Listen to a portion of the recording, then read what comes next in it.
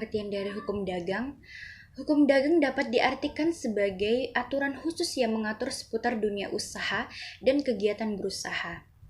Pada hukum dagang dibuat berdasarkan aturan hukum yang telah dikodifikasikan berdasarkan Kitab Undang-Undang Hukum Perdata dan Kitab Undang-Undang Hukum Dagang luar kodifikasi.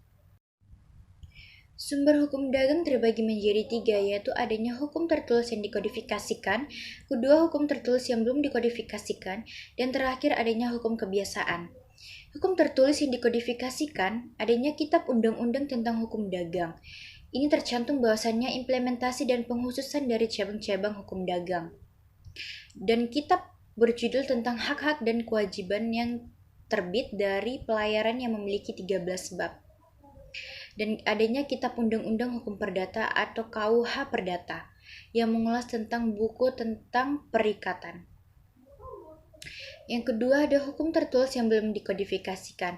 Nah, di dalam hukum tertulis belum dikodifikasikan memiliki beberapa peraturan yang diatur dalam beberapa undang-undang sebagai berikut. Adanya Undang-Undang Nomor 40 Tahun 2007 tentang perseroan terbatas, Undang-Undang Nomor 8 Tahun 1995 tentang pasar modal, Undang-Undang Nomor 32 Tahun 1997 tentang perdagangan berjangka komoditi, dan yang terakhir adanya Undang-Undang 8 Tahun 1997 tentang dokumen perusahaan. Yang terakhir adanya hukum kebiasaan. Sementara hukum dagang yang dasar pada hukum kebiasaan bersumber pada 2 pasal, yaitu pasal 1339 KUHP Perdata dan pasal 1347 KUH Perdata. Ternyata sumber hukum dagang yang kita gunakan masih mewarisi dari hukum perdagangan milik Belanda. Meskipun demikian, hingga sampai saat ini aturan ini masih tetap relevan dan tidak ada masalah yang begitu berarti. Nah, yang terakhir saya akan menjelaskan contoh hukum dagang. Nah, salah satu contoh hukum dagang adalah kasus IKEA.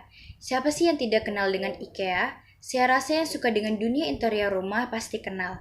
Jadi terjadi masalah IKEA atau Intan Khatulistiwa Esa Abadi melawan IKEA Swedia di tahun 2013 yang lalu. Jadi permasalahan dipicu sengketa masalah HKI, masalah produk. Jadi IKEA Swedia melayangkan gugatan ke IKEA dari Indonesia agar membatalkan merek yang sama tersebut. Kemudian Mahkamah Agung membatalkan gugatan IKEA Swedia karena IKEA Indonesia telah terdaftar di Dirjen HKI pada Desember 2013. Hingga tahun 2016 masih belum sah, hingga manajer IKEA Indonesia menyatakan merek IKEA Swedia adalah keputusan dari sana.